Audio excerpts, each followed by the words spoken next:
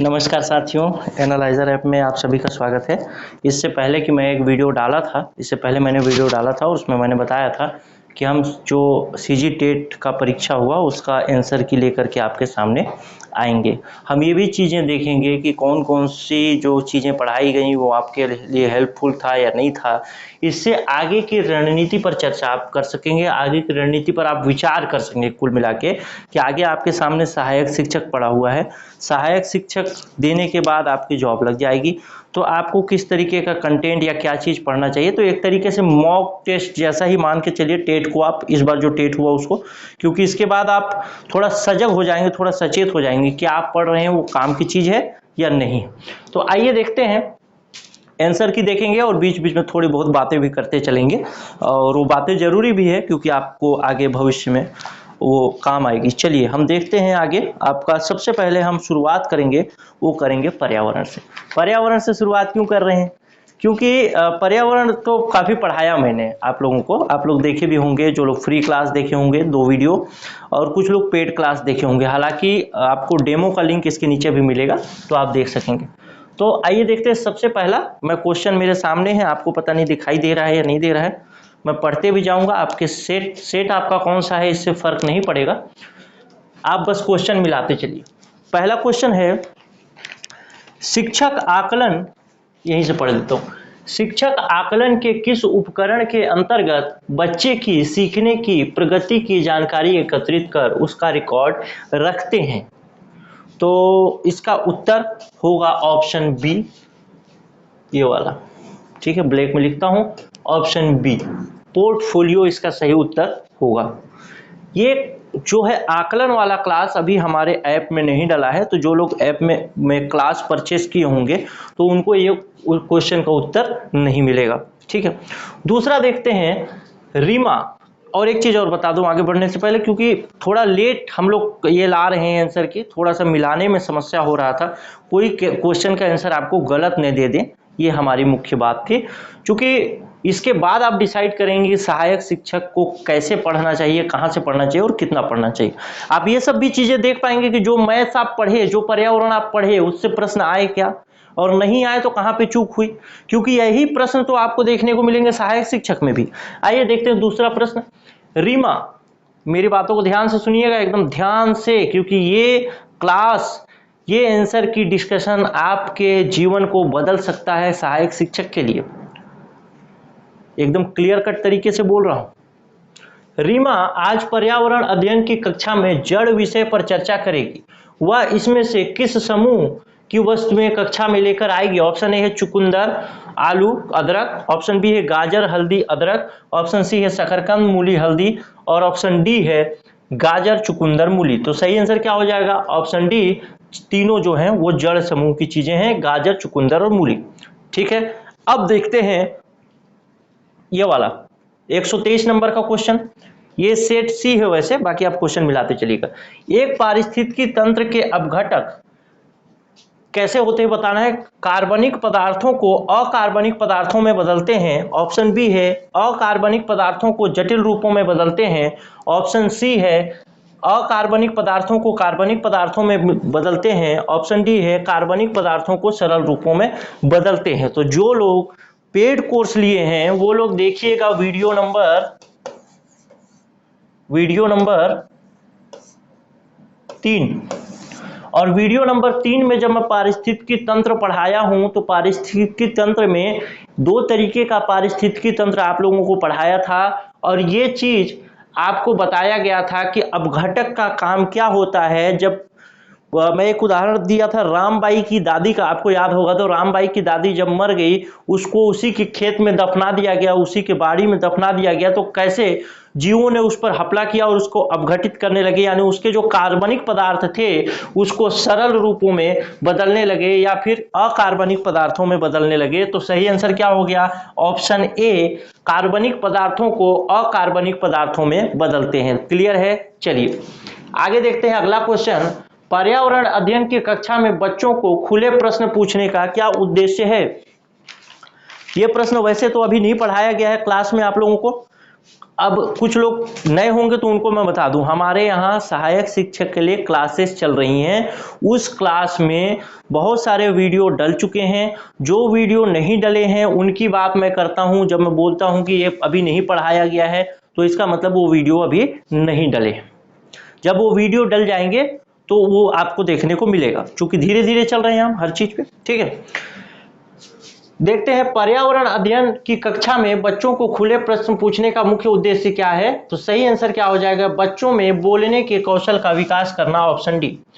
125 number का प्रश्न देखते हैं, प्राथमिक स्तर पर पर्यावरण अध्ययन के अंतर्गत विज्ञान और सामाजिक विज्ञान को सम्मिलित कर लिया गया, इसका मुख्य उद्देश्य क्या था। ऑप्शन ए है विद्यार्थी को इस योग्य बनाना कि वह अपने पर्यावरण को समग्रता से समझ सके, बस्ते की बोझ को कम करना, दोनों मिलते जुलते विषय हैं, पढ़ाई के विषयों की संख्या कम करना। तो ए बी सी डी ये तीनों ऑप्शन गलत हो जाएंगे, ऑप्शन सही हो जाएगा ऑप्शन ए। आपको ये भी आगे की क्लास में मिल जाएगा। अब देखते हैं वन के पारिस्थितिकी तंत्र में कवक को किस समूह में रखा गया है। आप लोग को बताया था वन पारिस्थितिकी तंत्र और कवक का समूह बताया था कि वो जब पत्तियां गिर जाती हैं तो उनको अपघटित करने का काम करती हैं, यानी अपघटक के रूप में। ऑप्शन सी सही उत्तर हो जाएगा। वीडियो नंबर 3 देखिएगा, जो लोग क्लास लिए हैं वो लोग, VIDEO वीडियो नंबर 3, जो लोग क्लास लिए हैं वो लोग इसको एकदम लाइन बाय लाइन देख सकते हैं। चलिए आगे देखते हैं, पृथ्वी अपने अक्ष पर घूर्णन करने में अपने अक्ष पर घूर्णन करीब खाली स्थान में पूर्ण करती है तो लगभग 24 घंटे में पृथ्वी अपने अक्ष पे एक बार घूम जाती है। इसमें तो कोई पढ़ाया नहीं हूं अभी, लेकिन आप इसको जानते भी होंगे। सजीव में श्वसन संबंधित अंग है। ये आपको आगे जब मैं पर्यावरण में बीमारी वाला चैप्टर पढ़ाऊंगा तो उसमें ये सिलेबस में शामिल है। चूंकि अभी वो क्लास पढ़ाया नहीं है तो वो इसमें नहीं हुआ है, तो ऑप्शन सही हो जाएगा त्वचा। इसका ऑप्शन सही हो जाएगा। गलफर्ड जो मछली है, और ऐसे कुछ जीव हैं जो कि त्वचा से सांस लेते हैं और कुछ जीव फेफड़े से सांस लेते हैं हमारे जैसे। तो ऑप्शन 20 सही आंसर हो जाएगा। 128 सजीवों में श्वसन संबंधित अंग है।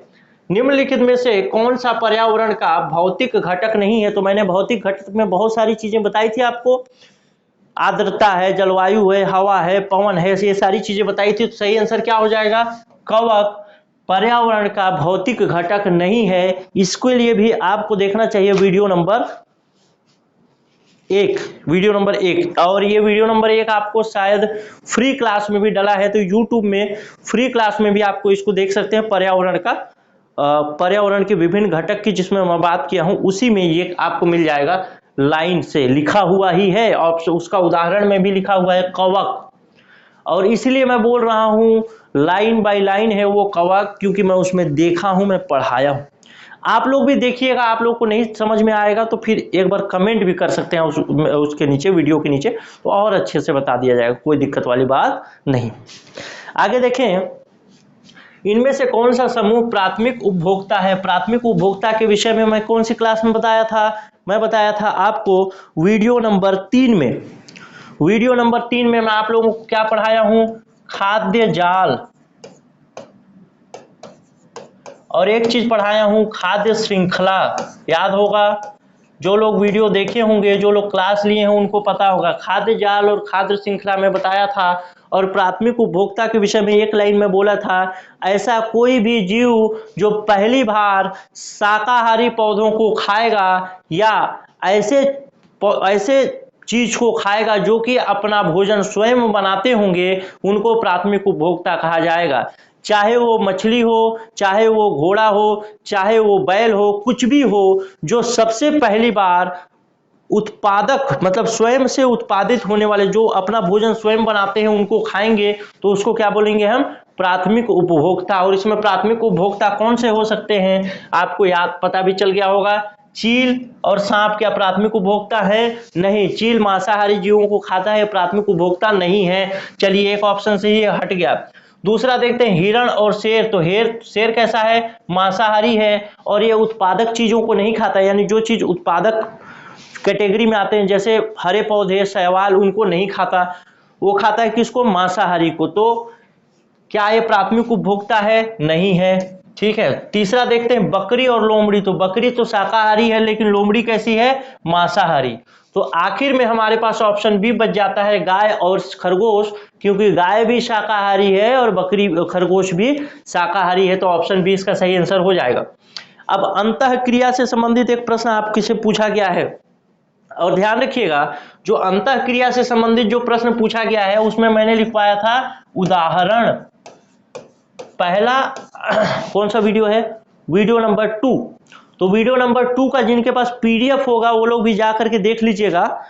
131 नंबर का जो प्रश्न है इसके लिए, उसके उदाहरण में पेड़ों को काटना, बांध का निर्माण, खुदाई, ये सारी चीजें प्राकृतिक और सामाजिक अंतःक्रिया के उदाहरण में मैंने बताया है। फिर से पीडीएफ देखिएगा, जो लोग खरीदे हैं, ज्वाइन किए हैं वो लोग, उनको पीडीएफ मिला होगा। और क्लास नंबर 2 को जाकर के अगर आपको देखना है तो क्लास नंबर 2 को देख लीजिएगा।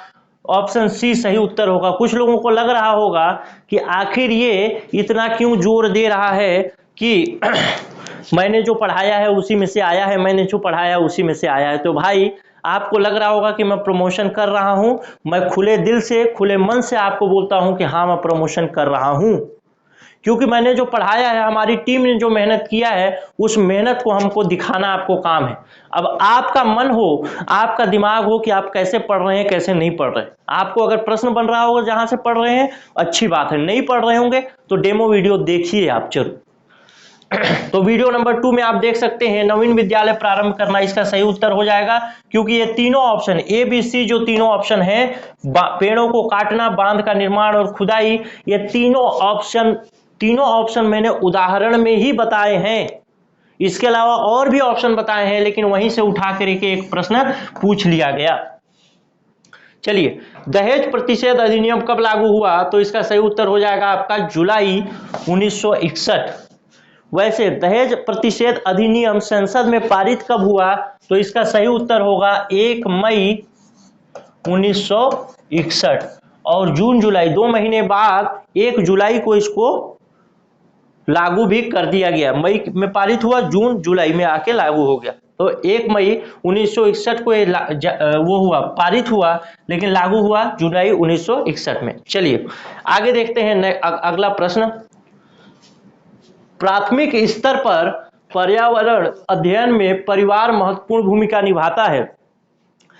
इसका क्वेश्चन का आंसर अगर आपको देखना है तो आपको देखना पड़ेगा वीडियो नंबर 7। और वीडियो नंबर 7 आपको YouTube में फ्री में मिल जाएगा, उसका नीचे आपको डिस्क्रिप्शन में लिंक भी मिल जाएगा। वीडियो नंबर 7 आपको फ्री में मिल जाएगा, उसमें जाकर के देख सकते हैं। या फिर फ्री में पीडीएफ जो लोग लिए होंगे, 1 नंबर वीडियो का पर्यावरण में 1 नंबर वीडियो और 7 नंबर वीडियो का फ्री में पीडीएफ दिया गया था। और 7वें नंबर पीडीएफ से, यानी 7वें नंबर वीडियो से मैं बोला था सबसे ज्यादा प्रश्न आएगा। अभी गिन के भी मैं बता दूंगा कौन कौन सा प्रश्न उससे आया है। तो वीडियो नंबर 7 में ये लाइन बाय लाइन प्रश्न पूछा गया है। ये वाला जो है, ये प्रश्न लाइन बाय लाइन है। तो मेरा कहना ये है कि जो लोग कोर्स नहीं लिए हैं उनसे मेरे कोई शिकायत शिकवा नहीं है, लेकिन जो लोग कोर्स लिए हैं, अगर उन लोगों से ये प्रश्न नहीं बन रहा होगा तो मेरे को बड़ा दुख होगा कि मेरे पढ़ाने में कहीं चूक हो गई। लेकिन बहुत सारे लोगों ने मैसेज किया है कि नहीं प्रश्न बने हैं, इसका मतलब ये है कि ठीक है, ठीक ठाक स्थिति में है। अगर वो इस टेट के एग्जाम के बाद थोड़ा और रिवीजन करेंगे, थोड़ा और पढ़ेंगे तो सहायक शिक्षक में डेफिनेटली अच्छा नंबर आएगा। तो ये लाइन बाय लाइन क्वेश्चन पूछा है, जिसको मैं बता दिया, आप लोग देख लीजिएगा वीडियो नंबर 7 में। तो इसका सही आंसर हो जाएगा ऑप्शन बी, बच्चों से परिवार का जुड़ाव। 134 नंबर क्वेश्चन देखते हैं। एक व्यक्ति के मसूड़ों से खून निकलता है, उसे थकान महसूस होती है, यह किस रोग का लक्षण है? तो ये अभी नहीं पढ़ाया है, जब मैं पढ़ाऊंगा आपको बीमारी वगैरह पर्यावरण में दिया गया है तो बीमारी में आपको आएगा। इसका सही आंसर होगा वैसे ऑप्शन ए, स्कर्वी। 135 देखते हैं। रमन गीता की पत्नी है, देव गीता का इकलौता भाई है। यदि ऋतु गीता की पुत्री है तो देव का ऋतु से क्या संबंध होगा? सही उत्तर तो इसका हो जाएगा आपका ऑप्शन बी। वैसे ये पता नहीं रीजनिंग का क्वेश्चन इसमें क्यों पूछ दिया। ठीक है, 136 नंबर देखते हैं। इनमें से कौन सा विद्यार्थियों को उचित व्यवहार वृद्धि करने के लिए सर्वाधिक उपयुक्त है? यानी विद्यार्थियों के व्यवहार में अगर सकारात्मक परिवर्तन लाना है तो शिक्षक को कौन सा तरीका अपनाना चाहिए? ऑप्शन ए है ध्यान न देना, ऑप्शन बी है सख्ती करना, ऑप्शन सी है पुरस्कार और ऑप्शन डी है प्रशंसा। तो सही उत्तर आप लोग इसमें कंफ्यूज होंगे कि पुरस्कार होगा या प्रशंसा होगा। बाकी ध्यान न देना और सख्ती करना, इसको दो को तो काट ही चुके होंगे, लेकिन पुरस्कार और प्रशंसा में तो मैं इसका सही उत्तर आपको बताना चाहूंगा वह है प्रशंसा करना। क्योंकि पुरस्कार तो हर बार नहीं दिया जा सकता, लेकिन प्रशंसा हर बार किया जा सकता है, इसमें कोई हिंग फिटकरी लगने वाली चीज नहीं है। तो 136 नंबर का क्वेश्चन का आंसर हो जाएगा ऑप्शन डी प्रशंसा करना। आइए देखते हैं आगे वाला क्वेश्चन। 137 नंबर का क्वेश्चन देखते हैं। और ये प्रशंसा वाला जो प्रश्न है ये अभी इसको पढ़ाया नहीं हूं वीडियो क्लास में, लेकिन आगे मिल जाएगा। जो लोग वीडियो क्लास लिए हैं वो लोग निश्चिंत रह के वो निश्चिंत रह के वो करें, पढ़ाई करें, कोई दिक्कत नहीं है। आगे उनको सब चीजें मिलेंगी। अभी तक जितना पढ़ाया हूं उसमें से कितना आया वो भी मैं बता दूंगा आपको। ठीक है, चलिए। पर्यावरण अध्ययन की कक्षा का प्रारंभ कुछ प्रश्नों से किया जाता है। निम्नलिखित में से कौन सा प्रश्न पूछने का सही परिप्रेक्ष्य नहीं है? तो मैं वीडियो नंबर 4 में एक आपको बताया था ना कि बच्चों को पर्यावरण के विषय में जागरूकता पैदा करने के लिए शिक्षक को कुछ सवाल पूछने चाहिए। शायद ये पर्यावरण से सरोकार वाला चैप्टर है, मेरे को ऐसा लग रहा है। फिर भी आप वीडियो नंबर 4 याद रखिएगा। वीडियो नंबर 4 में मैं अपने आपको लाइन बाय लाइन बताया था, बहुत सारी लाइन बताया था कि बच्चे से क्या क्या टीचर को सवाल करना चाहिए, उसका क्या उद्देश्य होगा। तो वहीं से ये प्रश्न पूछा गया है, तो उसको फिर से आप रिवाइज कर लीजिएगा जो लोग क्लास लिए हैं। तो सही आंसर हो जाएगा बच्चों का चिंतन प्रकरण तक सीमित किया जा सकता है, ऑप्शन डी। आइए देखते हैं क्वेश्चन नंबर 138। पर्यावरण अध्ययन में कहानियों को एक शिक्षण शास्त्र की तरह उपयोग किया जाता है। इस संबंध में कौन सा कथन सही है? बच्चों की कल्पना शक्ति का विकास होता है, बच्चों की एकाग्रता बढ़ती है, बच्चों को इतिहास का ज्ञान होता है, बच्चे कक्षा में सक्रिय नहीं रहते। तो इसका ऑप्शन डी जो है वो तो गलत है। तो ऑप्शन डी जिसमें हो उसको हटा देंगे, इसको हटा दिए और इसको हटा दिए। सही आंसर क्या हो जाएगा? ऑप्शन ए, बी और सी। ठीक है, चलिए। ये भी आपको आगे की क्लास में मिल जाएगी, मेरे ख्याल से क्लास नंबर 16 में आपको ये मिलेगा। कंटेंट बन चुका है, मैं पढ़ाया नहीं हूं अभी। प्राथमिक स्तर पर मानचित्रांकन सिखाने से किस कौशल का सबसे अधिक विकास होता है? ये भी आगे आपको सिलेबस में है, जो मैं पढ़ाऊंगा। इसका भी कंटेंट बन गया है, मेरे ख्याल से वीडियो नंबर 14 या 13 होगा। इसका सही आंसर हो जाएगा ऑप्शन डी, स्थान, दूरी और दिशाओं को समझने की क्षमता। इसमें लोगों को बहुत सारा कंफ्यूजन होगा, कंफ्यूजन को दूर करके ऑप्शन डी को सही आंसर मानिएगा। वो 140 देखते हैं। इनमें से कौन सा कथन कक्षा में आयोजित गतिविधि के संबंध में गलत है? तो आपको दरअसल ये क्वेश्चन जो है जिसको आप देख रहे हैं अभी स्क्रीन पर, 140 वाला नंबर, ये वाला क्वेश्चन मैं कहीं पे तो बताया हूं पर्यावरण में, ऐसा मेरे को लग रहा है। लेकिन इसको खोजने की बहुत कोशिश की कि कौन से वीडियो में बताया हूं, तो मेरे को पता नहीं चल पाया कि कौन से वीडियो में मैं बताया। लेकिन इसको कहीं बताया हूं, और ये इस टाइप के क्वेश्चन वाला जो कंटेंट है वो आगे भी क्लास में आएगा।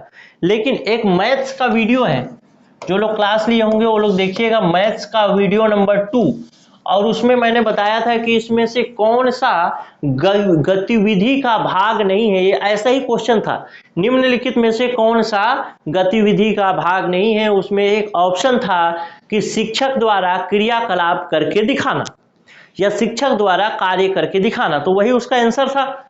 यानी बच्चा जो करेगा वही गतिविधि का भाग है, शिक्षक जो करेगा वो गतिविधि का भाग नहीं है। तो मैथ्स का वीडियो नंबर 2 देख लीजिएगा, उसमें आपको मिल जाएगा। जो लोग पेड क्लास वाले हैं वो लोग, सही आंसर हो जाएगा गतिविधि में शिक्षक की भागीदारी न्यूनतम होनी चाहिए।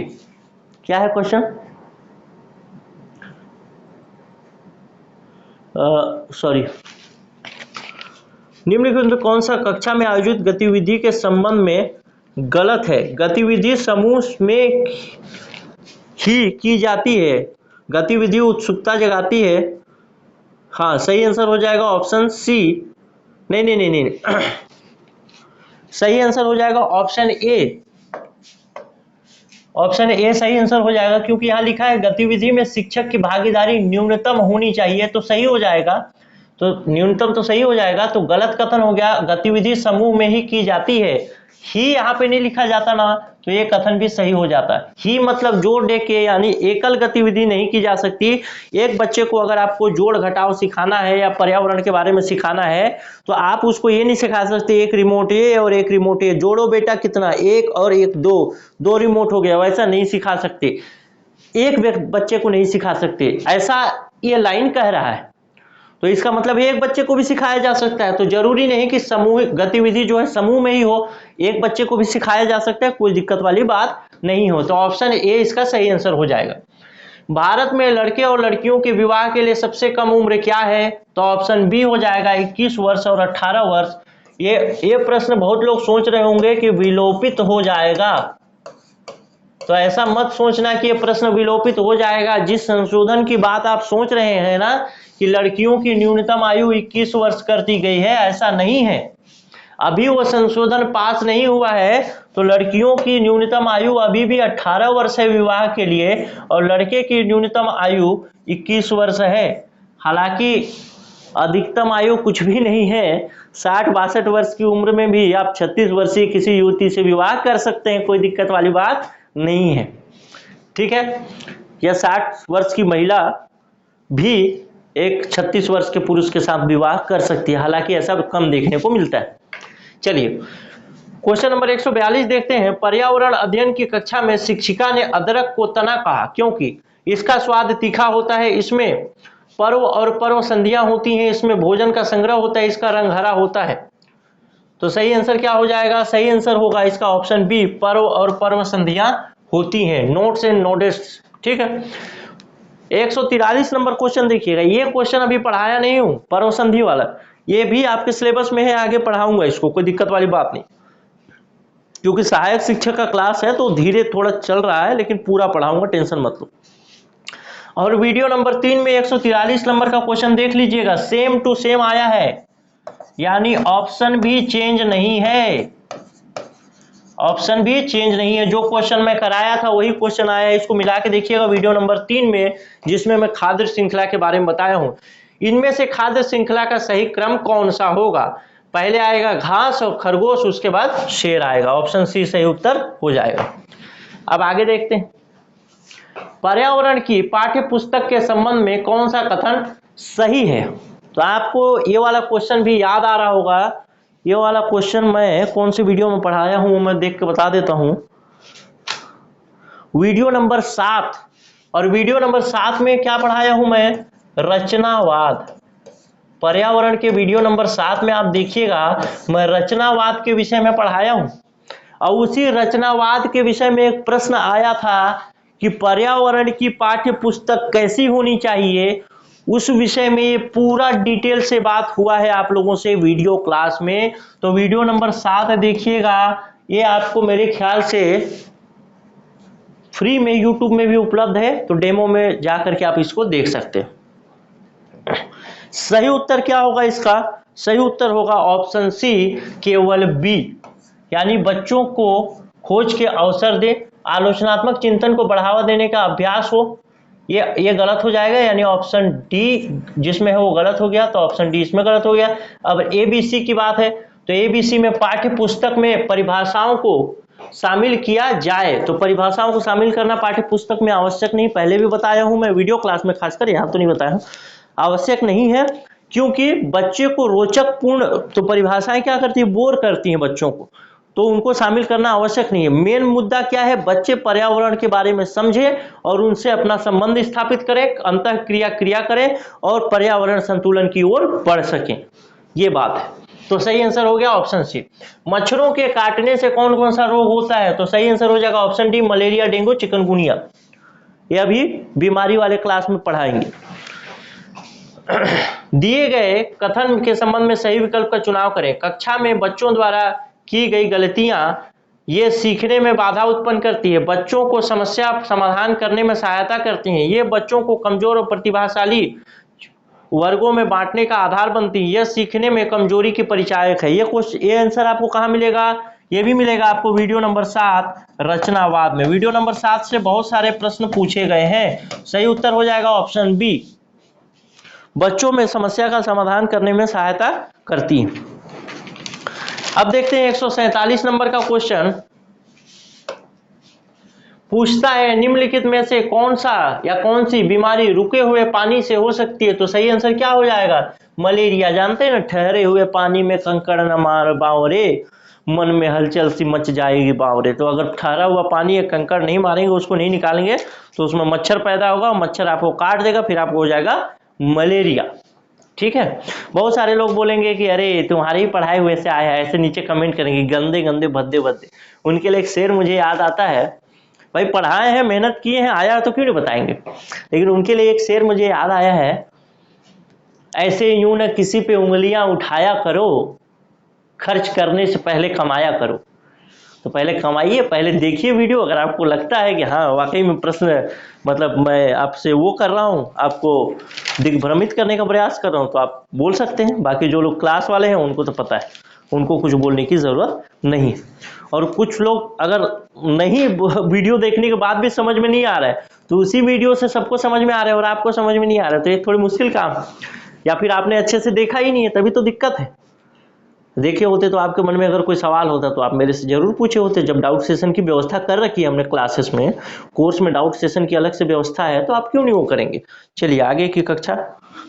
लाइट कट चुकी है, बताते हैं, हो गया। तो चलिए भाई, बीच में लाइट कट गया था, इस वजह से बाधा उत्पन्न हो गई। अब वो लाइट भी आ चुकी है, लेकिन ये हमारे हाथ में है नहीं। तो हम लोग देख रहे थे क्वेश्चन नंबर 147 मैंने देख लिया था, पर्यावरण से संबंधित, दिख रहा है ना। हाँ, 147 देख लिया था और 147 में हमने जाना कि ये मलेरिया इसका सही उत्तर होगा। अब देख रहे हैं क्वेश्चन नंबर 148, निम्न में से कौन सा कथन रचनावादी दृष्टिकोण से के बारे में सही है। तो रचनावादी दृष्टिकोण को कौन से वीडियो में पढ़ाया है मैंने? पर्यावरण के वीडियो नंबर 7 में। ठीक है, पर्यावरण के वीडियो नंबर 7 में रचनावादी दृष्टिकोण, और मैंने बोला था इस वीडियो से सबसे ज्यादा प्रश्न आएंगे, और वही हुआ है। आपके वीडियो जो यूट्यूब में भी देखिएगा, अभी भी वो थंबनेल लगा होगा। निम्नलिखित में से कौन सा रचनावादी दृष्टिकोण के बारे में सही नहीं है? सीखना, रटकर याद रखने की प्रक्रिया, सीखने में सामाजिक सहभागिता महत्वपूर्ण होती है। सीखना कौन सा रचनावादी दृष्टिकोण से सही है ये बताना है। सीखना उद्दीपन और अनुक्रिया के द्वारा होता है। ज्ञान निर्माण के लिए दंड महत्वपूर्ण है। तो सही आंसर क्या हो जाएगा? ऑप्शन सी, सीखना उद्दीपन और अनुक्रिया के द्वारा होता है। कैसे रचनावादी दृष्टिकोण होता है, वीडियो नंबर 7 को यूट्यूब में फ्री है, उसको देखिएगा, कोई दिक्कत वाली बात नहीं। 149 देखते हैं, ये भी आपका वीडियो नंबर 7 से आया है, और 149 वाला भी वीडियो नंबर 7 से आया है। इनमें से कौन सा पर्यावरण अध्ययन में रचनात्मक आकलन है? रचनावादी दृष्टिकोण से आया है। ऑप्शन ए है आपका, पाठ में दिए गए प्रश्नों को बच्चों से हल करवाना। ऑप्शन बी है, पाठ में दिए गए नवीन शब्दावलियों की व्याख्या करना। ऑप्शन सी है, बच्चों को पाठ में दिए गए चित्र बनाने को कहना। और ऑप्शन डी है, बच्चों को क्रियाकलाप करवाना, अवलोकनों को दर्ज करना। तो मुख्य रूप से बच्चा ही सीखता है रचनावादी दृष्टिकोण से, रचना करता है चीजों का दिमाग में, वही वाला तो रचनावादी दृष्टिकोण है। तो सही आंसर क्या हो जाएगा? ऑप्शन डी हो जाएगा। वीडियो नंबर 7 में इसको भी आप देख लीजिएगा, डेमो में भी ये डला है फ्री में यूट्यूब में। अब देखते हैं आखिरी प्रश्न, NCF 2005 में पर्यावरण अध्ययन के लिए निम्नलिखित में से कौन सी अनुशंसा नहीं है, ये आपको बताना है। तो सही आंसर होगा इसका ऑप्शन सी। इस तरीके से अब आगे बढ़ने से पहले मैं बता दूं कि जो पर्यावरण वाला भाग था उसमें अब तक हमने 7 वीडियो अपलोड किए हैं। हाँ, 7 वीडियो, और 7 वीडियो में से कितने आपके आए हैं हमारे, उसमें से प्रश्न वो भी बता देता हूँ।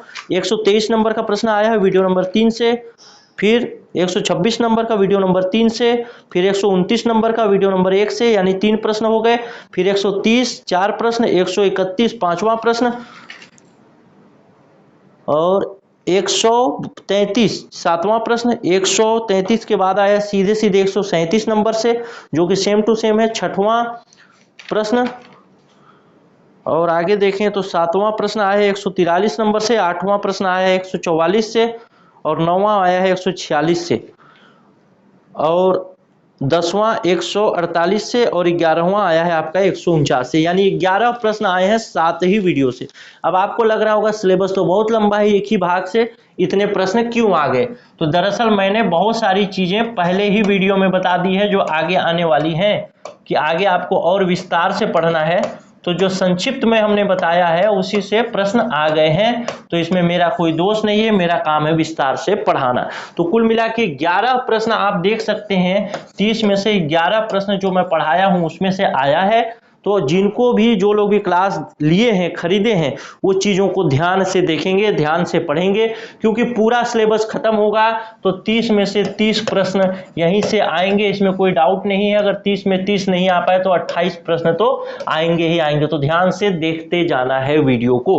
चलिए, आप लोगों को भरोसा रहे कम से कम जो लोग क्लास लिए हैं, और हो गया होगा भरोसा टेट का वीडियो, क्लास टेट का जो एग्जाम देने के बाद। मैंने बोला था कि 7 प्रश्न, वीडियो नंबर 7 से बहुत ज्यादा प्रश्न पूछे जाएंगे। तो वीडियो नंबर 7 से मेरे ख्याल से कितने प्रश्न पूछे गए हैं?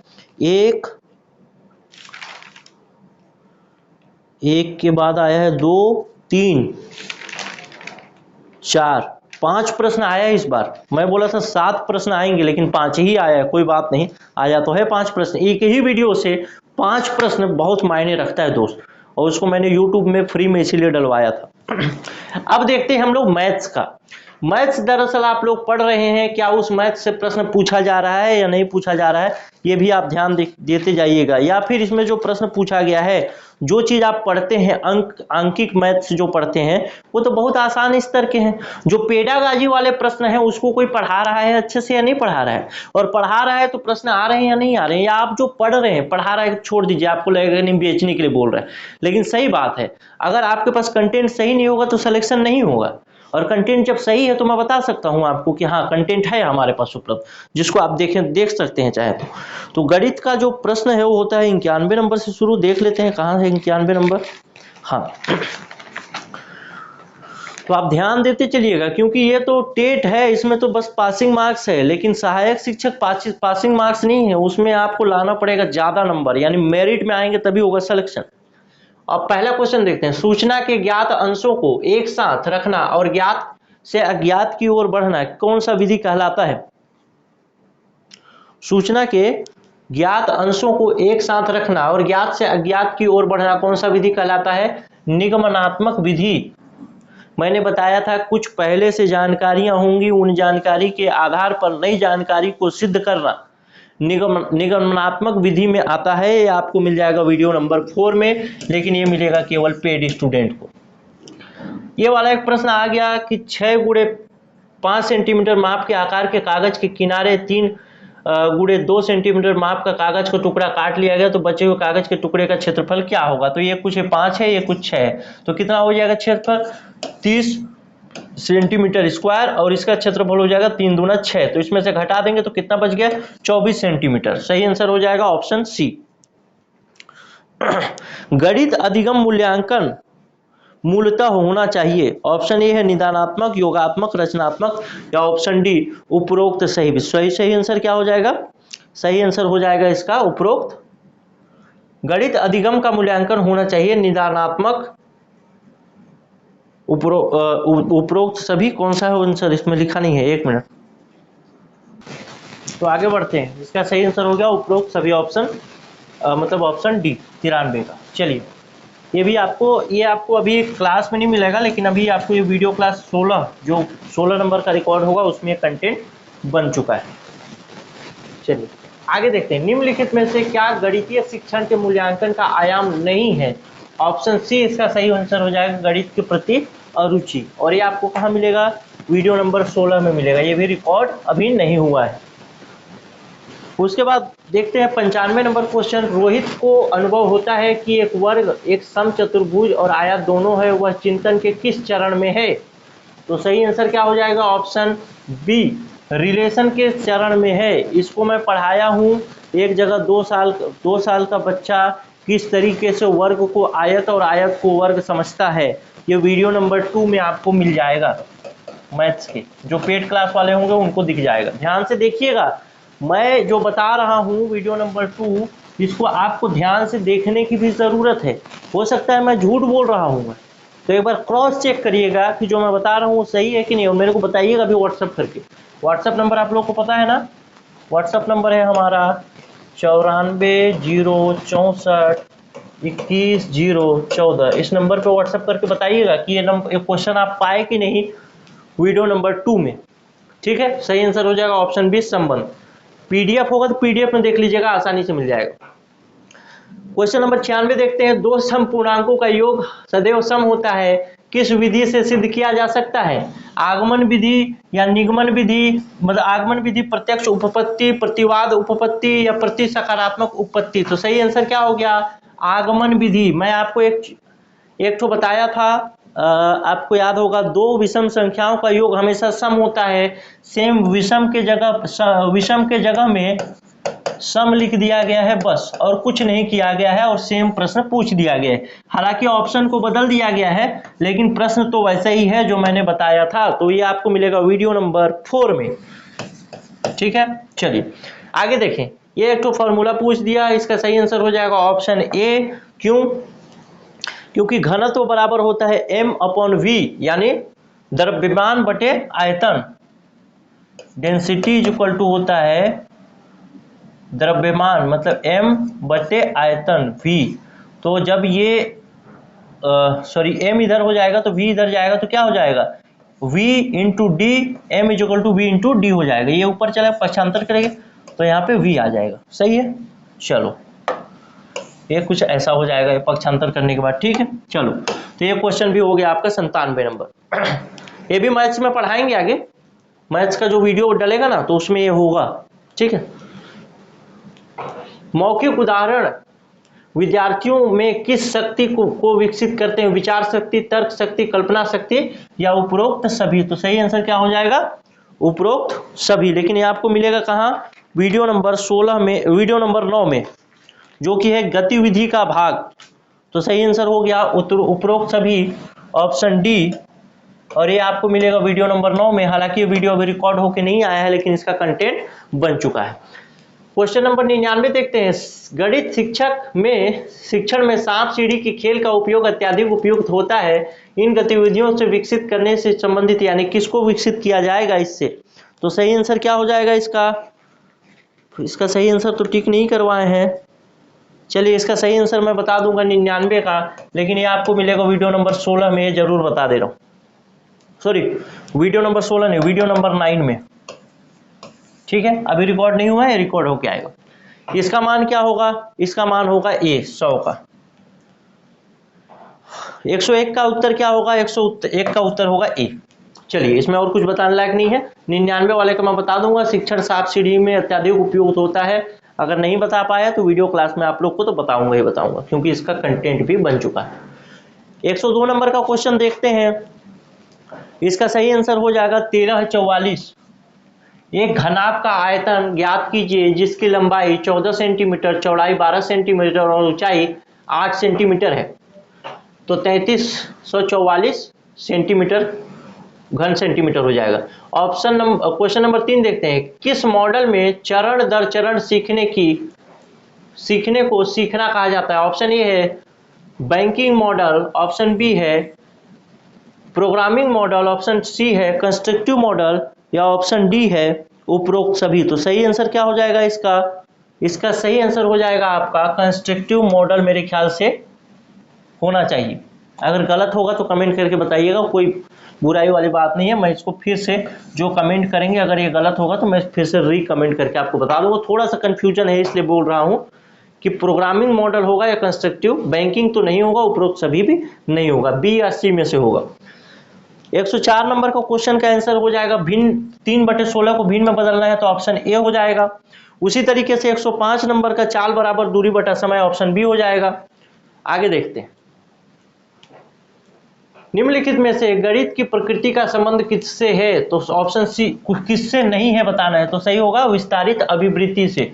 मैंने बताया था शुद्धता से, विशिष्ट क्रम से और स्वरूप से, इससे सभी से है। बी, ए, बी और डी से है, बल्कि सी से नहीं है, विस्तारित अभिव्यक्ति से। 107 नंबर का मान ज्ञात करना है आपको। 107 नंबर का सही उत्तर हो जाएगा ऑप्शन ए 22/9। 2 सही 3/4 भागे 1 सही 1/8 का सही उत्तर क्या होगा? तो सही आंसर हो जाएगा 22 सही, सॉरी 22/9। यहां देखते हैं 3, 8, 9 और x का औसत मान 6 है, तो x का मान क्या होगा? तो सही उत्तर क्या हो जाएगा? x बराबर 6, मतलब x बराबर 4 हो जाएगा। कैसे होगा?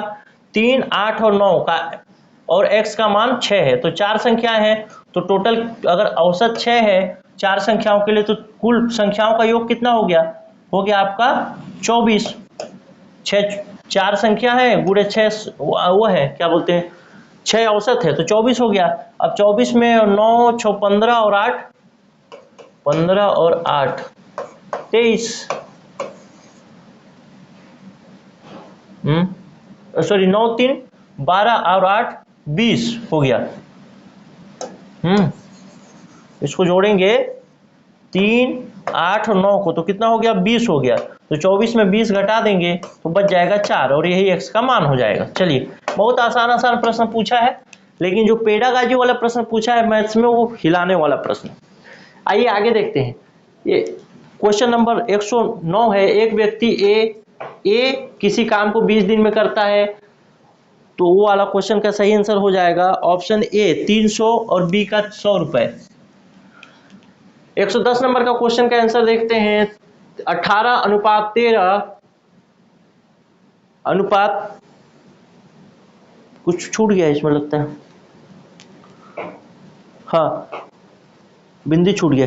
18:13.5 समानुपात 16:1 है, तो x का मान ज्ञात करना है। तो सही आंसर क्या हो जाएगा इसका? 12 बी। एक क्षतिग्रस्त कुर्सी जिसका मूल्य 110 रुपए है, तो उसे 10% हानि पर बेचा जाता है, तो उस कुर्सी का विक्रय मूल्य कितना होगा? तो 110 का 10% तो 99 रुपए हो जाएगा इसका विक्रय मूल्य। ठीक है, 112 नंबर का क्वेश्चन देखते हैं। 450 रुपए की राशि के लिए साधारण ब्याज 4.5% प्रति वर्ष की दर से 81 रुपए प्राप्त होते हैं, तो समय कितना लगेगा? सही आंसर हो जाएगा ऑप्शन बी 4 वर्ष। मैं इसको सॉल्व करके भी बता सकता था, लेकिन जल्दी जल्दी बताना है आपको। सीखना यानी रटना किस मॉडल का सूचक है? ये मेरे ख्याल से वीडियो नंबर 10 का है और यही टॉपिक भी है। अगर इस टॉपिक को भी अभी तो आया नहीं है, लेकिन टॉपिक ही लिखा है, मैं उसमें देखा कंटेंट में सीखना और ब्रैकेट में रटना। ऐसे इसका कौन सा उदाहरण होगा? ये ऑप्शन हो जाएगा ऑप्शन बी, बैंकिंग मॉडल का उदाहरण है। 114 का हो जाएगा सही आंसर ऑप्शन सी। किसी बेलन की त्रिज्या और ऊंचाई क्रमशः r और h है, तो बेलन का आयतन क्या होगा? फॉर्मूला से क्वेश्चन पूछा है सीधे सीधे। 115 देखते हैं। दो सम संख्याओं का महत्तम समापवर्तक 15 है। यदि दो संख्याओं का महत्तम समापवर्तक 15 है तथा उनका लघुत्तम समापवर्तक 300 है, तो एक संख्या 60 है, तो दूसरी संख्या आपको ज्ञात करना है। तो सही आंसर क्या हो जाएगा? दूसरी संख्या कौन सी होगी? 75 हो जाएगी। इसको भी मैथ्स में पढ़ाऊंगा, अभी वो वाला चैप्टर नहीं आया है, अभी तो पेडागॉजी चल रहा है मैथ्स में। ठीक है, 116 का आंसर हो जाएगा ऑप्शन सी। निम्नलिखित में से भिन्न को बढ़ते क्रम में बताना है, कौन सा होगा? 117 सोच, ये पेडागॉजी का फिर आ गया। सोच की वृद्धि और गणितीय कल्पनाओं के विकास के बीच एक निकट संबंध किसमें स्थापित होता है? तो ऑप्शन डी हो जाएगा प्रदर्शन से। मैंने जो बताया था आपको, प्रदर्शन करके दिखा सकते हैं। मूर्त से अमूर्त की ओर बढ़ना, आपको याद होगा 15 को कैसे भाग देंगे 3 से, 15 को कैसे भाग देंगे 5 से, इसको कैसे भाग देके बताते हैं? तर्क विधि और प्रदर्शन विधि, ये दोनों चीजें मैं आपको बताया था। अवलोकन विधि के अंतर्गत प्रदर्शन आता है। ठीक है, ये आपको कौन से वीडियो नंबर में है पता नहीं, वीडियो नंबर आपको 13 में भी मिल जाएगा और वीडियो नंबर 2 में भी मिल जाएगा मैथ्स का। ये मैथ्स का वीडियो नंबर 2 फ्री में डेमो में भी डला है। 118 नंबर का प्रश्न देखते हैं। प्रत्येक अभाज्य संख्या के 2 गुणनखंड होते हैं, ये तो पूछ ही लिया प्रश्न। इसका सही उत्तर क्या होगा? सही उत्तर हो जाएगा ऑप्शन ए, और यही मैं बताया भी था आपको, ये वाला प्रश्न बताया हूं। और इसके अंतर्गत मैं एक अभाज्य संख्या लिया था 7। हाँ नहीं सेम क्वेश्चन नहीं बताया हूं, लेकिन मैं ये बताया था प्रत्येक अभाज्य संख्या के 2 गुणनखंड होते हैं, ये वाला नहीं था। इसका सही आंसर तो वैसे ये होगा, मैं बताया था कि प्रत्येक अभाज्य संख्या के वर्ग का कम से कम 4 गुणनखंड होते हैं। तो इसको हमने सिद्ध करके देखा था, तो वो असिद्ध हो गया, यानी गलत हो गया था। आपको ये वीडियो नंबर 4 में देखने को मिलेगा, जो पेड क्लास वाले हैं उनको दिखेगा। अब ये वाला क्वेश्चन जो है, जिसको मैं हमारा कंटेंट डेवलपर डाला भी था 119 नंबर का, लेकिन मैं बोला इसको हटा दो यार, ये प्रश्न आ गया था सेम टू सेम। सही उत्तर हो जाएगा ऑप्शन सी। कौन सी अवधारणा अधिक अमूर्त है? तो संख्यात्मक अवधारणा सही अधिक अमूर्त है। अच्छा, इसके लिए किसी ने मेरे को मैसेज भी किया है कि सर गेंद संतरा वाला क्वेश्चन आया था, और मैं एक उदाहरण में इसको मतलब गोलाई को सिखा रहा था कि कैसे बच्चे अमूर्त से मूर्त की ओर, मतलब मूर्त से अमूर्त की ओर बढ़ते हैं। तो उसमें ये उदाहरण लिया था और वहीं से प्रश्न आ गया। तो सही उत्तर तो पता ही है, सबको पता होगा, ये ऑप्शन सी। इसमें कोई रटने और वो वाली बात नहीं है, क्योंकि ये वाला उदाहरण मैं क्लास में कई बार बता भी चुका हूं। तो यहां तक बात हो गई खत्म। अब हम देखते हैं आगे बाल विकास। बाल विकास अगर मैं कहूं कि अभी तक जो मैथ्स में मैंने पढ़ाया है ऐप और वीडियो क्लास में लेकर के, तो उसमें से कितने प्रश्न आए हैं। वैसे मैथ्स अभी जो मैथ्स का चल रहा है वो पेडागोजी ही चल रहा है, तो अभी तक जो पढ़ा चुका हूं उसमें से कितने प्रश्न आए हैं। तो वीडियो नंबर 4 से आया है, फिर 16 तो अभी पढ़ाया ना, 1 2 क्वेश्चन, 3 क्वेश्चन हो गया, 4 को ये 9 है, 9 है, 9 है, 4 क्वेश्चन हो गया, 5 क्वेश्चन हो गया, 6 हो गया, 7 हो गया, 8 क्वेश्चन अभी तो पूछ लिया है। टोटल 14 क्वेश्चन पूछा पेडागोजी से, जिसमें से 8 क्वेश्चन पूछ लिया है, और मैंने 7 से 8 वीडियो रिकॉर्ड किए हैं, पेड और जो फ्री है उसको मिला करके। तो आप उसका भी मूल्यांकन करते चलिएगा। अब देखते हैं बाल विकास। बाल विकास से संबंधित प्रश्न क्या क्या है। बाल विकास कहाँ है भाई?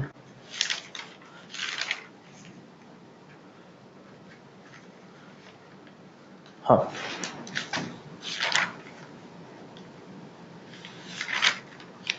चलिए बाल विकास में मैं उन प्रश्नों पर बात कर लेता हूं जो हमसे पूछे गए हैं। बाकी उसके बाद मैं पूरा आपको बताऊंगा, ऐसा नहीं है कि आपको छोड़ दूंगा, पूरा आंसर की दूंगा, वैसी कोई बात नहीं, ठीक है। तो बाल विकास में जो क्वेश्चन नंबर 2 है वो पूछा गया, यह कहा जाता है कि विकास कभी ना समाप्त होने वाली प्रक्रिया है, किस सिद्धांत के अंतर्गत है? तो ये है निरंतरता के सिद्धांत के अंतर्गत, और इसको आप देख सकते हैं वीडियो नंबर 3 में, जो कि शिक्षक वाले में डाला हुआ है। उसके बाद देखें ये वाला, निम्नलिखित में से कौन सा बौद्धिक विकास का तत्व नहीं है? ये आपको आएगा सहनशीलता, और ये भी मिलेगा आपको वीडियो नंबर 8 में, लेकिन ये वीडियो अभी आया नहीं है।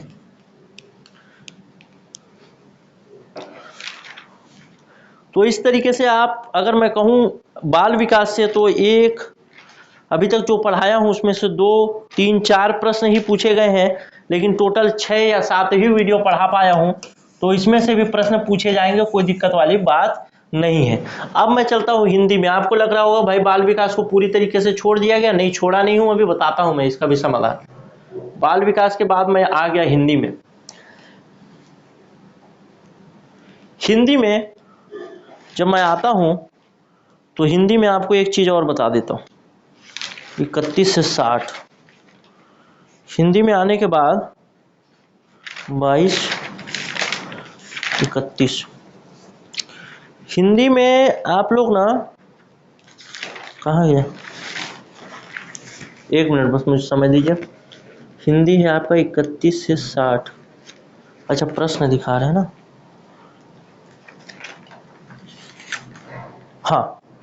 हिंदी में आपको क्वेश्चन नंबर 38 देखने को मिलेगा, ये वाला ध्यान रखिएगा। 38 क्वेश्चन नंबर बताइए, देखिएगा। प्राथमिक स्तर पर भाषा सीखने में भाषा संबंधी कौन सा संसाधन सर्वाधिक महत्वपूर्ण है? इसके बाद मिलेगा आपको क्वेश्चन नंबर 46। कहाँ गया? हाँ, क्वेश्चन नंबर 38 के बाद मिलेगा आपको क्वेश्चन नंबर 46। भाषा विकास के प्रमुख चरण निम्नलिखित हैं, ठीक है। उसके बाद आपको मिलेगा एक क्वेश्चन नंबर 49। क्वेश्चन नंबर 49, निम्न में से कौन सी भाषा आकलन की सबसे कम प्रभावी तरीका है? उसके बाद आपको मिलेगा क्वेश्चन नंबर 50, कौन सा प्रश्न बहुभाषिकता को परिभाषित करता है? उसके बाद मिलेगा आपको क्वेश्चन नंबर 59, ये वाला। तो इस तरीके से मैंने आपको 5 प्रश्न बताए।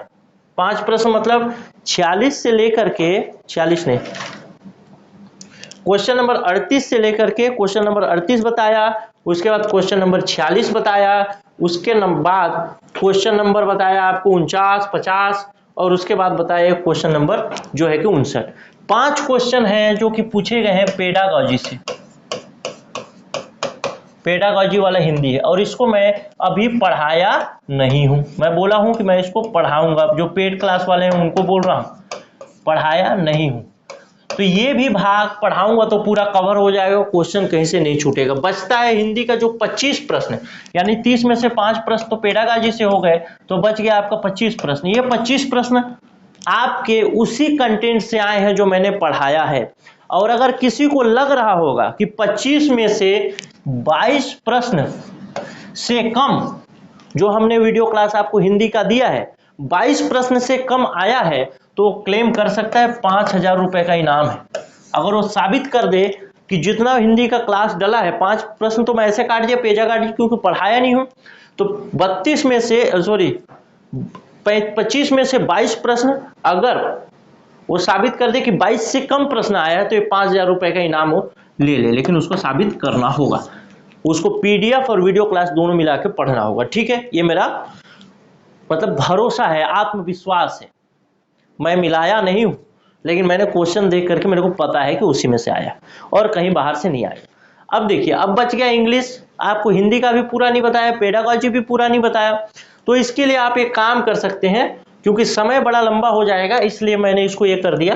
तो ये जैसा ये क्वेश्चन है ना, ऐसे जो पेपर है यहीं पे ऐसे नीचे में उत्तर लिखा होगा आपको, आंसर ए का, बी, 2 का, सी, ऐसे करके उत्तर लिखा रहेगा। तो ये पूरा का पूरा एज पीडीएफ आपको मिल जाएगा। अब पीडीएफ कैसे मिलेगा, इसके 2 फायदे होंगे। पहला फायदा क्या है कि अभी तो आपको समय कम लग रहा है। दूसरा फायदा ये है कि आप इस पीडीएफ को जब चाहे तब अच्छे से पढ़ सकते हैं, आपके पास ही रहेगा। आपको करना क्या है, 94 064 21 014 इस नंबर पे व्हाट्सएप कर लेना है और बोलना है कि मेरे को आंसर की वाला पीडीएफ चाहिए। आपको पीडीएफ भेज दिया जाएगा विथ डिस्क्रिप्शन, मतलब विथ आंसर सारे सब्जेक्ट का ना। ऐसा नहीं कि जो पर्यावरण पढ़ाया हूं अभी जो बताया, या फिर मैथ्स बताया, या फिर पेडागॉजी बताया, वैसा नहीं, पूरा A to Z आपको आंसर भेज दिया जाएगा विथ पीडीएफ फॉर्म। तो जिनके पास क्वेश्चन पेपर नहीं है वो भी इसका लाभ ले सकते हैं, जिनके पास क्वेश्चन पेपर है वो अगर आंसर देखना चाहें तो भी पीडीएफ ले सकते हैं, कोई दिक्कत वाली बात नहीं। बस इतना ही कहना था। और जो लोग ज्वाइन किए हैं कोर्स, मैं उनको ये बोलूंगा कि बड़ा गर्व का समय है आपके लिए, बहुत गर्व का समय है। गर्व का समय ये है ना, मेरे लिए तो मतलब सोचिए मेरी आंखों में हल्का हल्का मतलब नमी सा है कि हाँ, जो पढ़ाया, जो कंटेंट बना, वो चीज आया, वाकई हम लोग सही रास्ते पे।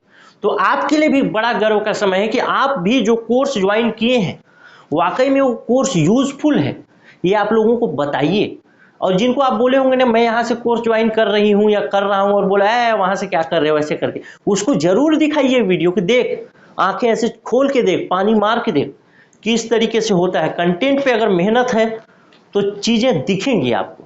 कंटेंट पे मेहनत नहीं है, वही पढ़ाना है, जोड़ घटा गुणा भाग, तो क्या है। पेडागॉजी में मैथ्स का पेडागॉजी से 2 यूनिट से 14 प्रश्न पूछे गए हैं, और उस 14 प्रश्न को आप छोड़ चुके हैं, कुछ पढ़ ही नहीं रहे उसका। और मैंने जैसे बताया आपको, मेरे ख्याल से 7 या 9 प्रश्न मैंने बता दिया यहाँ पे, 7 या 9 प्रश्न आए हैं जितना अभी तक पढ़ाया हो। तो आप वो प्रश्न तो छोड़ ही दे रहे हैं। तो ध्यान से पढ़िए, मन से पढ़िए, इसका आंसर की आप लोग ले लीजिएगा इसमें मैसेज करके पूरा पीडीएफ। और बहुत लोगों का रिव्यू भी आया, मैसेज भी आया था, तो उन सभी को बहुत बहुत धन्यवाद कि हाँ, क्लास जिन लोगों ने लिया है, और या फिर जो फ्री क्लास लिए थे, या फिर जो पीडीएफ लिए थे, उनको बहुत बहुत धन्यवाद कि वो लोग देखे, अच्छे से पढ़े। और जो अच्छे से नहीं पढ़ेगा तो उसी पीडीएफ में से आएगा, उसी क्लास में से आएगा, आप नहीं बना पाएंगे। तो ध्यान से पढ़िए, मन से पढ़िए, वहीं से आएगा। बस ये भरोसा करके पढ़िए, क्योंकि ये तो टेट एग्जाम हुआ, तो टेट एग्जाम ने दिखाई दिया कि कितनी क्षमता है और क्या किस तरीके का कंटेंट है। मैं उम्मीद करता हूं कि आप लोगों को ये वीडियो अच्छा लगा होगा, और उम्मीद करता हूं कि आगे आप पढ़ने के जो आपका पैटर्न है, अगर आप इस पैटर्न पे नहीं पढ़ रहे हैं, इस रणनीति पे नहीं पढ़ रहे हैं, तो आप जरूर सुधार करेंगे। अगर आपको किसी प्रकार के सहयोग की जरूरत है तो आप इसी नंबर पे व्हाट्सएप करके मैसेज करके बात कर सकते हैं। अगर आपको कोर्स ज्वाइन करना हो तो कोर्स भी ज्वाइन कर सकते हैं। मैं बस यही कहूंगा कि आप अपना पैसा बचाइए। अगर आप बिना कोर्स ज्वाइन करे ही अगर इस पैटर्न को फॉलो कर ले रहे हैं, अच्छा नंबर आ जा रहा है, ध्यान रखिएगा। लेकिन एक बात तो मैं कहूंगा, रिस्क मत लीजिएगा। रिस्क लेंगे ना तो फिर ये तो सहायक शिक्षक का एग्जाम है, टेट का एग्जाम नहीं होगा, सहायक शिक्षक का होगा, नौकरी देगा। रिस्क मत लीजिएगा, कोशिश करिएगा जितने कम पैसे में हो जाए। लेकिन अगर आपको लगता है कि नहीं हो पा रहा है तो आप जरूर कोर्स ज्वाइन करिए, क्योंकि कंटेंट में दम है, मेहनत कर रहे हैं। हमारा जो कंटेंट डेवलपर गया था ना, वहाँ मैं बताया था एक वीडियो में पहले कि हमारा एक कंटेंट डेवलपर गया है, वहाँ पे 2 लोग गए हैं। क्वेश्चन वहाँ एनालिसिस करके आएगा और यहाँ पे हम लोग फटाफट आंसर की देंगे। तो वो वहाँ से फ़ोन किया जब निकला, तो बोला कि सर मैं जैसे क्वेश्चन देखा ना पर्यावरण, मेरे को लगा रही है तो लाइन बाय लाइन पूछा है, लाइन बाय लाइन पूछा है। तो बोलता है कि हमको लगता है सर व्यापम वाला भी हमारा कोर्स ज्वाइन किया है, ये पीडीएफ तो जरूर लिया, वहीं से क्वेश्चन क्यों पूछ रहा है। तो मैं उसको बताया नहीं यार, अगर मेहनत करोगे कंटेंट पे, पढ़ाई पे अच्छे से एनालिसिस करके बनाओगे तो क्वेश्चन आते हैं। पहले भी तो मंडी निरीक्षक में आए, महिला पर्यवेक्षक में तो साला एक भाग जो पढ़ाया 20 क्वेश्चन का, और 20 में से 18 या 19 क्वेश्चन पूछा था, मेरे ख्याल से 18 या 19 क्वेश्चन पूछा। बहुत सारे लोग इसमें सेलेक्ट भी हुए, अब तो वो लोग मैसेज कॉल नहीं कर रहे हैं, बहुत दिन हो गया। लेकिन इसमें से लगभग कितने 26 या 28 लोग इसमें सेलेक्ट हुए हैं महिला पर्यवेक्षक में। तो आप लोग भी लगाइए जोर, थोड़ा सा हो जाएगा, कोई दिक्कत नहीं। अगर सही ट्रैक पे है तो कोर्स मत ज्वाइन करिए कहीं भी, लेकिन सही ट्रैक पे नहीं है तो नीचे भी डेमो वीडियो का लिंक है, उसको जाके देखिए आराम से। और अगर समझ में आता है तो ज्वाइन भी कर सकते हैं, अगर आपको लगता है कि नहीं मैं कमज़ोर हूँ। बाकी तो कोई कंपलसरी नहीं है कि कोर्स ज्वाइन करना ही है, तब कोर्स ज्वाइन करेंगे तभी निकलेगा, ऐसा नहीं। बिना कोर्स ज्वाइन किए भी निकल सकता है, बिना क्लास लिए भी निकल सकता है, लेकिन बस रिस्क नहीं लेना चाहिए, क्योंकि पता नहीं कब आएगा वैकेंसी। चलिए, नमस्कार, जय हिंद, जय भारत।